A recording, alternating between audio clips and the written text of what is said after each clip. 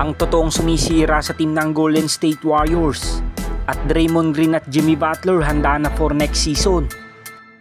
So since nang maging head coach si Steve Kerr ng Golden State Warriors, nagkaroon nga sila ng success sa loob ng 8 taon na kung saan nagawa nga nila step 2 na makapagkampyon ng 4 na beses. At ang faktor nga dyan kung bakit nila ito nagawa dahil sa kakaibang sistemang ginawa ni Steve Kerr sa kanilang lineup. Noon pa man sa pagpapatuloy ng small ball lineup ng Warriors head coach ngayong kasalukuyan, madali na nga silang nakaka-counter ng ibang mga NBA teams. Kaya naman dahil sa malaking problema ng Warriors sa kanilang size advantage, nukuha nga nila ngayon bilang free agent si Al Horford. Alit wala pa nga ding nagaganap na pirmahan sa magkabilang kampo sa malaking problema ng Golden State Warriors sa kontrata ni Jonathan Kuminga. Ngunit mag-focus nga tayo sa Warriors head coach na si Steve Kerr. Ayon nga sa ilang mga fans ay siya nga daw ang sumisira sa team ng Golden State Warriors dahil wala na nga daw iba pang nagbabago sa kanilang taktika ngayong season.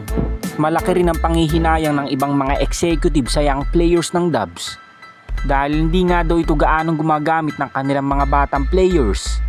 At matatandaan na nagkaroon nga ng alitan si Moses Moody, Jonathan Kuminga at si Steve Kerr patungkol sa kanilang playing time, kung saan na kahit maganda na nga kanilang inilalaro sa loob ng court ay pilit pa nga rin silang inilalabas ni Steve Kerr.